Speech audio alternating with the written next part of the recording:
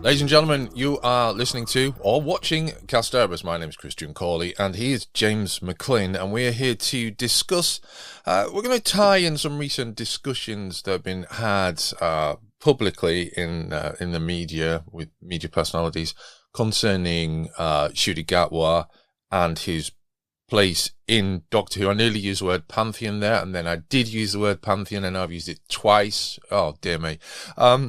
And he's sort of his legacy. And I mean, it might be too early to talk about legacies. Then again, he's probably not going to be back, or if he is, it's only going to be for a couple of minutes. And he's had quite a high profile, hasn't he, James? Really, since being cast, and he's been in the Barbie movie, and he's done other stuff. He's done stage work. And I think there's a kind of a feeling that maybe he didn't 100% deliver on the role of being the Doctor, not playing the Doctor on TV, but doing all of the ancillary stuff. Yeah, I think that's, I mean, as I say, it's come up in topical news, this sort of question of whether he was a good choice for the Doctor on the basis of was he really enjoying that sort of way to the Doctor in the similar way that Christopher Eccleston was perhaps overwhelmed. I mean, obviously it's a different conversation with Christopher Eccleston. Was it actually production issues? Was it an intention just to do a short series to sort of widen his portfolio? But there is a sense with Eccleston maybe as well that the sense of the sort of ambassadorialness of the Doctor wasn't something which they naturally vibed with, while someone like Tennant clearly did and was very happy. And we're not just talking about things like spin-off or sort of ancillary stuff like, you know, appearing in video games or appearing in webisodes. We're talking about things like sort of doing sort of the proper sort of press tours and all the things which you need to promote the show. And personal appearances, yes. And there was some conversations, and I think we had them back in the day when Ncuti started, that there was some talk that he wasn't available for the American, I think, press tour.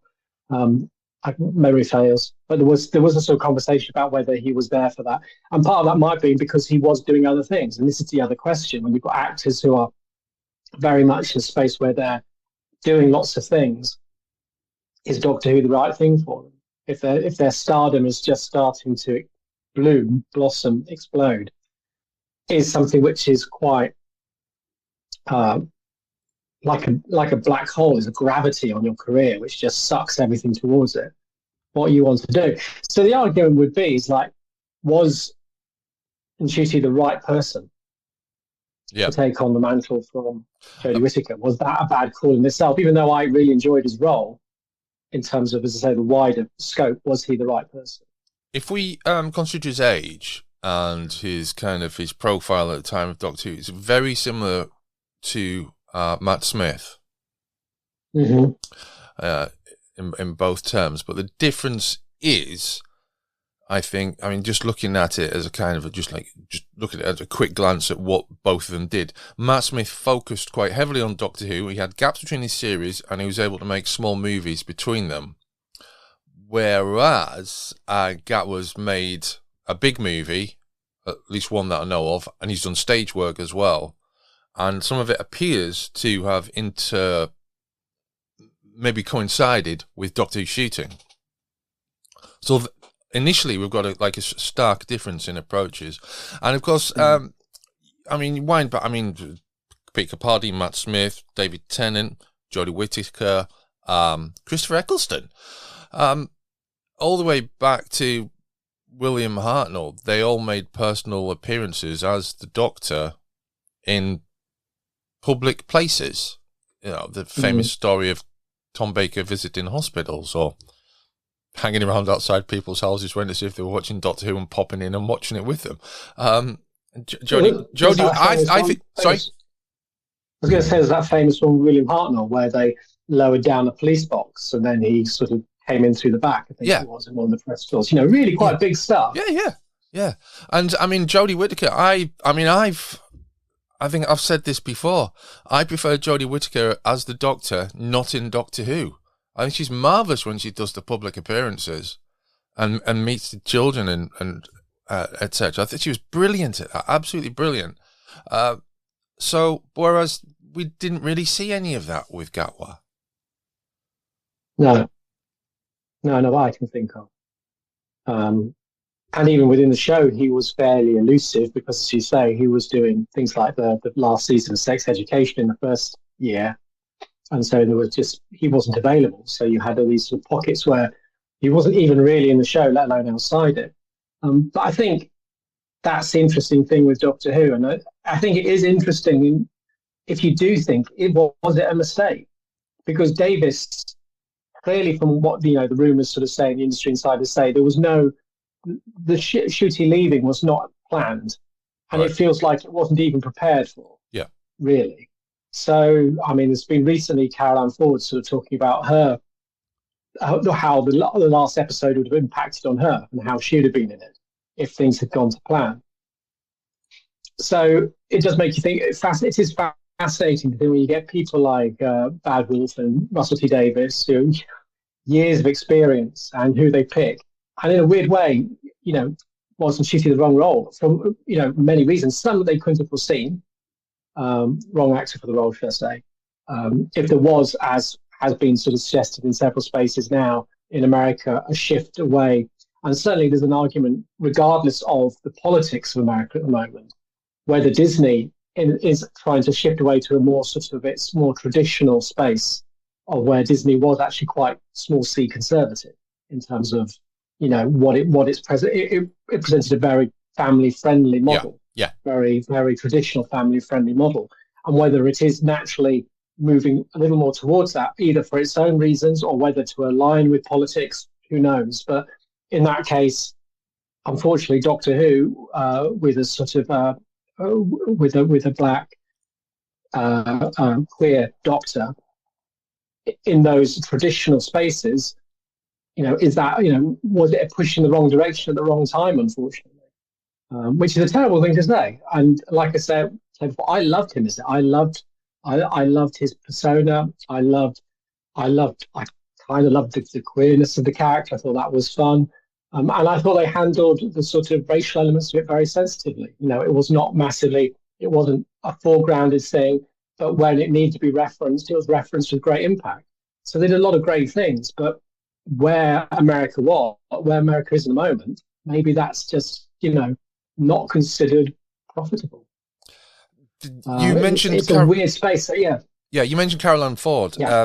Bonnie Langford's said something similar more recently regarding her reshoot. It was quite different to how we had filmed it. We'd filmed it the year before, and I had to pop back and do some extra filming, which I couldn't do with everybody else, which I was really disappointed about. So there's a lot of it's been redone in order to accommodate a surprise departure, the writing being on the wall, presumably concerning Disney and how things are moving forward. So again, I mean, we have been in similar scenarios with Doctor Who in the past. That a doctor was removed from the role. We still don't really know why that was done. With Colin Baker, there was, the ratings were cited also, so there was personal dislike, animosity between the actor and the person in charge of the BBC at the time have also been mentioned in the past. And Doctor Who there was no reshoots, but there was, how do you describe the beginning of Time in the Rani? It's a mess, isn't it, really? So, this isn't an entirely new scenario for the show, and not for any long-running show, really. But this takes us back. I suppose what is interesting. Yeah, go on. I was going to say what is different though, and for the first time we've really had, outside of the 1996 movie, the fact that the BBC doesn't have full control. And by full control, I don't mean that Disney was meddling, but in terms of that partnership, if the rumours are right, there were things which Disney was concerned of on an American scale, which impacted on that relationship. So I think that's the kind of interesting things that as soon as you start expanding outwards, your ability to maintain control becomes more problematic. If they had stayed without the Disney partnership hadn't gone ahead, and I think that had to go ahead for reasons we've talked about for many years, that if Doctor Who to survive globally, it needs to have global platforms, which it didn't really have. So a streaming partnership was rational. We get that. But at the same time, had that hadn't happened and Ncuti was actually cast for a BBC-centric, BBC-controlled production, I think it would have been interesting to see where those issues may have occurred. And again, it depends on why he left, whether it was because his star was rising, whether it was discomfort with, how the show was going down in America, whether that was, whether he felt that was just not working in his favor, if it was not making the ratings and it was just being dropped, who knows? But yeah, it's just interesting that the impact of suddenly the BBC not having full control and now having Disney as a partner, this has impacted to some degree on its reputation, not necessarily in a bad way, not like, this was a bad move, but in the sense of its sort of strength, because suddenly you seem more vulnerable when you've got a partner which can reject you. Well, if you've got no partner, you can't be rejected. Yeah. For the last 10 years where people talk about Doctor Who not doing great, there's been no real proof of it, and it didn't matter because it was a BBC flagship.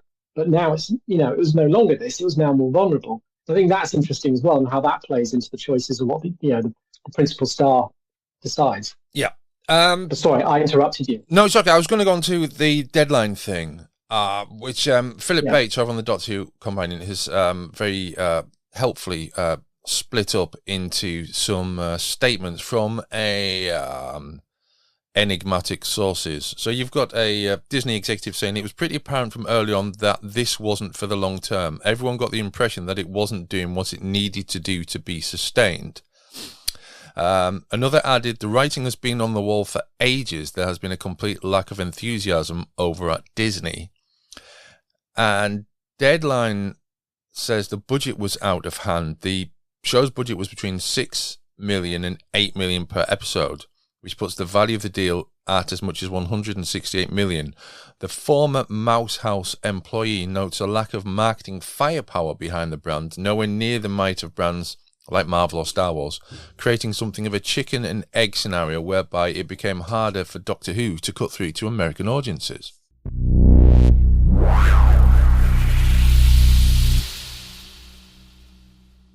So how do you suddenly convince a buyer to take Doctor Who when it hasn't been on their platform for so long? This is regarding foreign territories. So it is, it's not a good look for Doctor Who or the BBC. But obviously, it's like, in a few years' time, we'll have forgotten about this completely. And with Doctor Who apparently coming back in 2026, that's not going to be a huge thing, I don't think. The only thing that does concern me is just going back to our idea of legacies and things, is there is... At the top of the tree with all this is Russell T Davies, who came into it on the kind of riding on the crest of having sort of revitalised his writing career after taking personal time away from writing, pretty much. We believe he may have been involved with giving advice to the other two showrunners of Doctor Who in between his two periods. But generally speaking, he'd taken some personal time and then went back into writing those dramas, the names of which I can't remember at the moment, but they're in the same sort of areas, queer as folk, etc. But he's kind of just reading randomly across social media and YouTube. His reputation isn't as strong as it was 15 years ago at this stage. It's like a lot of people have placed blame at the door of Russell T Davies for the last 2 years of Doctor Who. Yeah, but I think a lot of that is that we've got an aging viewership. As I said before, I find it very funny if I go onto social media and I'll see someone sort of say, Doctor Who is no longer as good as it used to be. And they're talking about in relationship to David Tennant, because that is their Doctor Who. Yeah. And now that Tennant is now almost, 2080 finished. We're almost talking 20 years, in a few years. Yeah.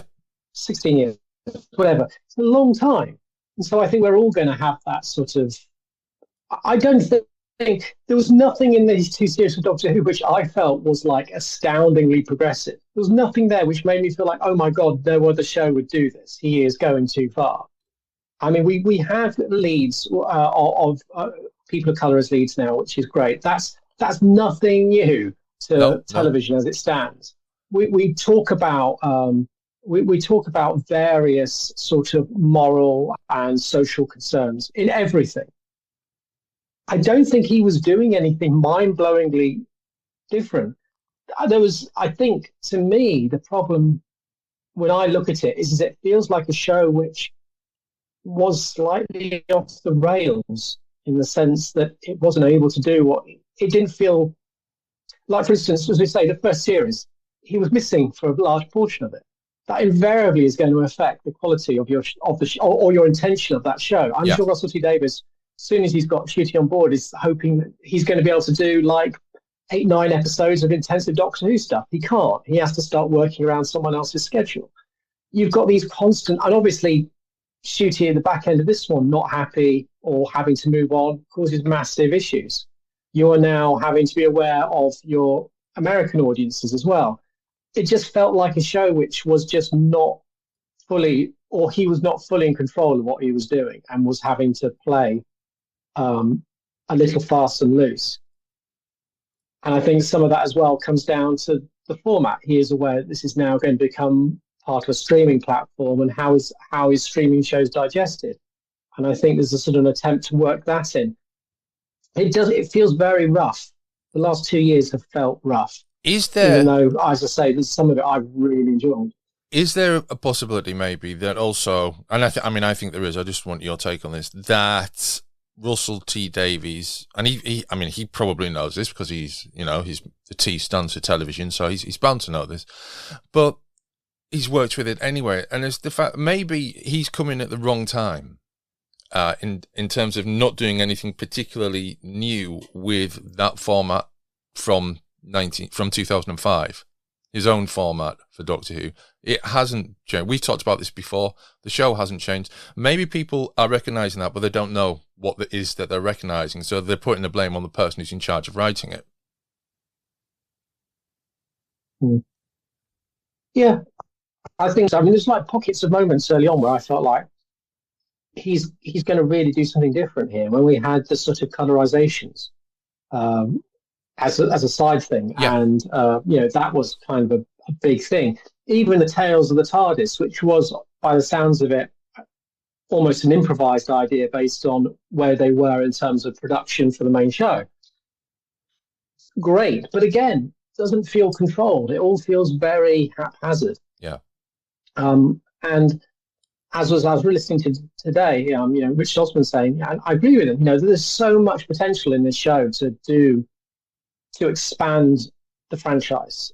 And we talked about this the previous week, and we're not talking about where I think the mistake has been before, like let's do a unit show or let's do a Torchwood show, but like let's do Doctor Who in different ways and market it in different spaces.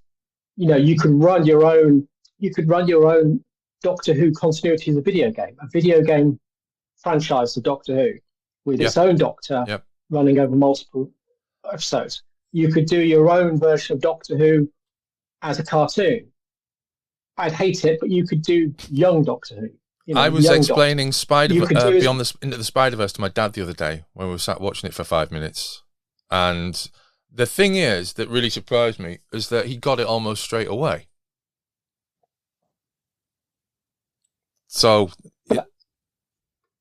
but even Marvel's learning this in a weird way, like with the Fantastic Four, which I watched the other day.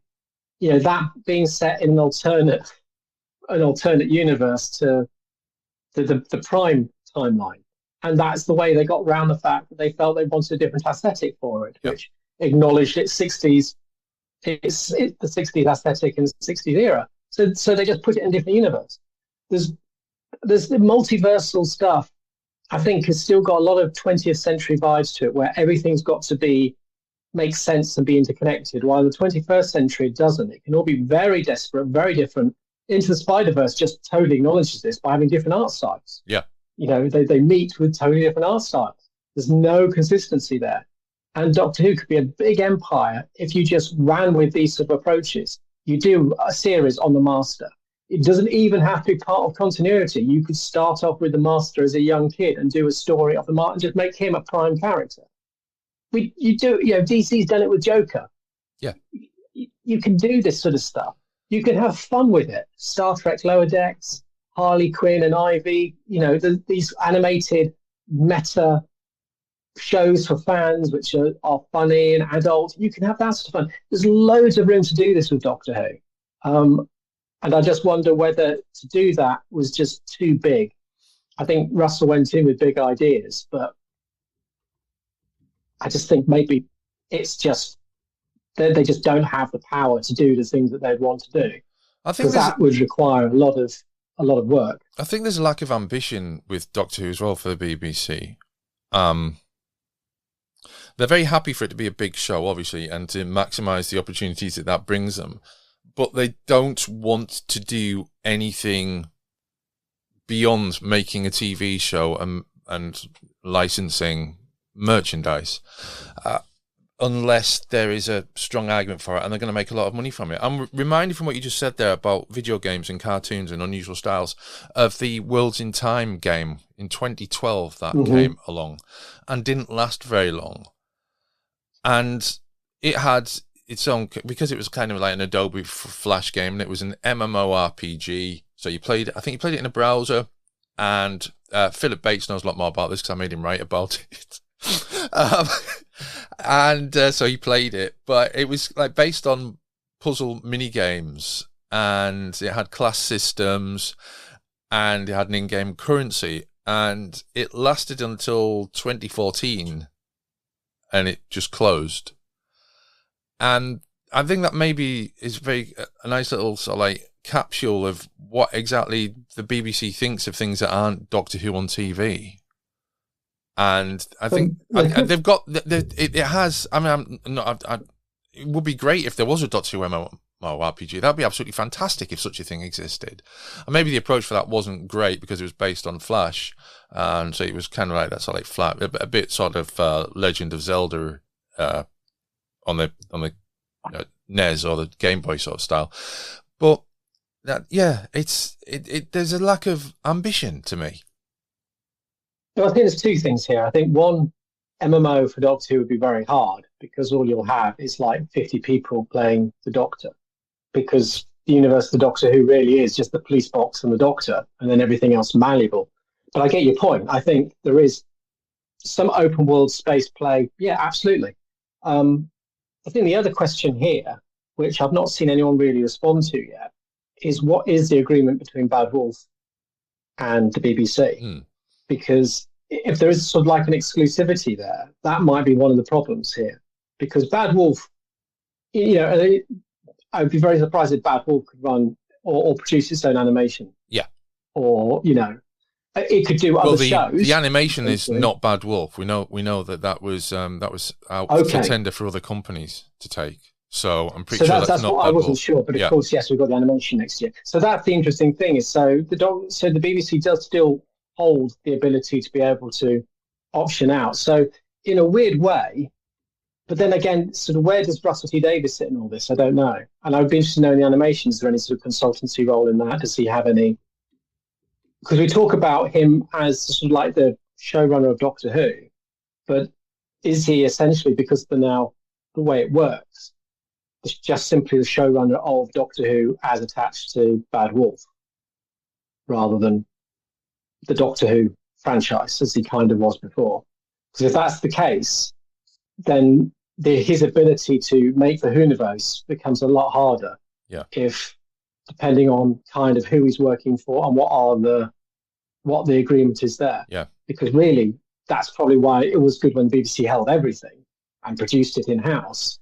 Is that it's far easier than I assumed to be able to, as you say, pitch to tender various productions and work that. But when it's kind of now the main show is co-prod with an independent production company, again, like I say, I don't know the agreement, so I can't say. But I just wonder whether that's part of the complication now, that it is actually harder. So if Russell T Davies wanted to do an animation, how does that work? Well, you tell me, because I've now kind of forgotten. Russell is connected to Bad Wolf rather than the BBC through this, isn't it? Yes. So I'm not wrong. So that's where I say that's where it becomes complicated, isn't it? So say Russell wants to expand the Hooniverse.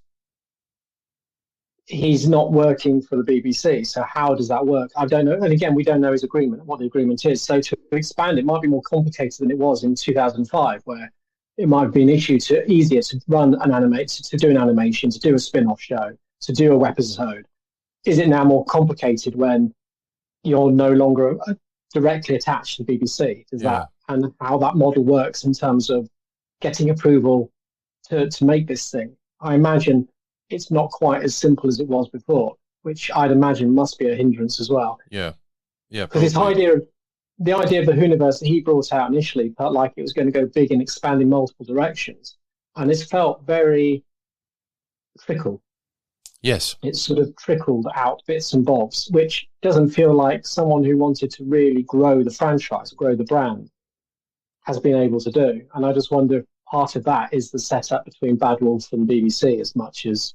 Well, it could be. I mean, we had the Hooniverse thing on iPlayer, didn't we? And you mentioned, obviously, the Tales from the TARDIS, etc.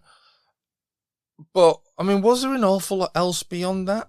I'm not particularly keyed into the world of Doctor Who comics, but I didn't get the impression that had expanded particularly. We've had no new video game. No, this is it. And and there was no. I mean, go back to when was that? Probably 2009, 2010, late David Tennant era. There was one of those. I think that was the first time when they did their cross media thing. So they had like books and audios all around the same storyline. They haven't done that for 3 or 4 years either, since just before Gatwa came in for the 60th. So, and this, I mean, really, I know we've got 3 episodes of Doctor Who and 2 new Doctors, I suppose, for the 60th, but it wasn't on the same scale as the 50th. No, but then also we had the release of the entire catalogue onto iPlayer, which is quite a big thing as well. So there was a lot of things which felt... well, that was kind of easy, almost, comparatively speaking. I was going to say, that's what I mean. It felt very functional. I mean, even colouring of old episodes, not easy, but as something... easier now than it was 10 years ago. Yeah, it's a process. It's not like creating a new show. There's a process there. So yeah, and I'm just interested. I mean, it could be that. I mean, as he said before in his book, he got massively burnt out doing it the first time, and maybe he just is being very careful about how much energy he puts into it. I don't know, but yeah, it doesn't feel like it's got that sense of the Hooniverse. I don't feel it is what I think he wanted it to be, for whatever reason. And I'm just fascinated if that's the personal thing or whether it's the complication of working for a company who is working for the BBC, who are also working for Disney Plus or Disney, should I say, with the Disney brand, and also you've got Sony in there as well. Yeah, does that sort of massively make decisions far more political in the sense of just many voices and difficult to actually realise new stuff? Because you just feel like surely back in the day it would have been like, okay, especially now being able to say to the BBC, look at all these other brands doing this, look what Marvel's doing, what DC's doing.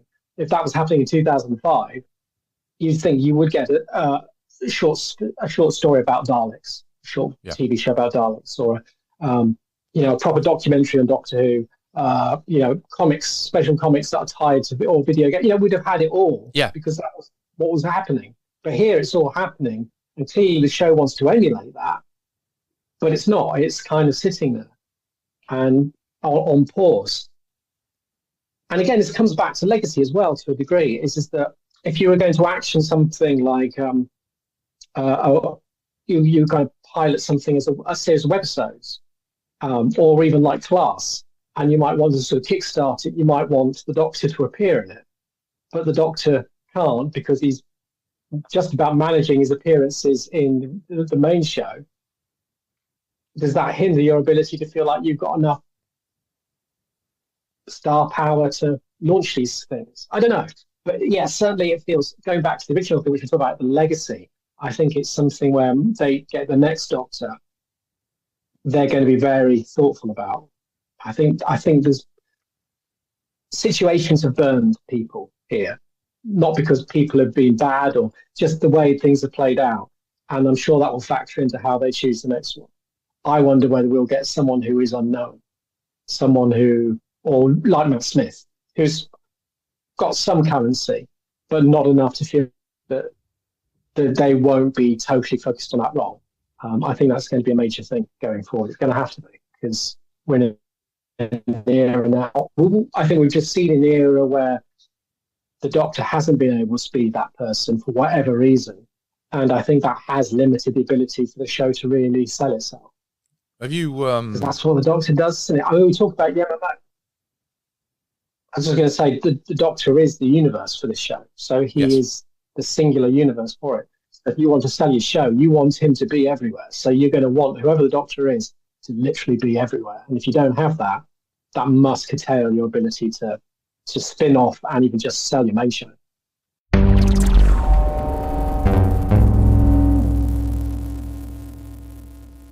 Okay, if you're listening on Patreon, the rest of the podcast is myself and James discussing ideas briefly about who the next Doctor might be or what they must do. For everyone else, it's the end of this week's podcast.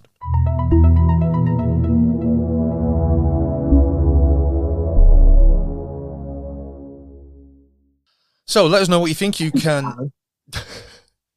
You can contact us via social media. You can drop a line to podcasterborous@gmail.com. If you're listening to this on the Patreon, you can leave a message underneath. If you are on the Patreon, hello. If you're not on the Patreon, we have a 7-day free trial for you to join and support what we're doing. And we are also on video on Patreon as well, so you can see us moving our lips and stuff, mostly in sync. Depends on internet connections. And if you're listening on Apple Podcasts, please leave a review, and that helps us to find new listeners and viewers as well. We'll be back for another podcast soon. Until then, it's goodbye from us.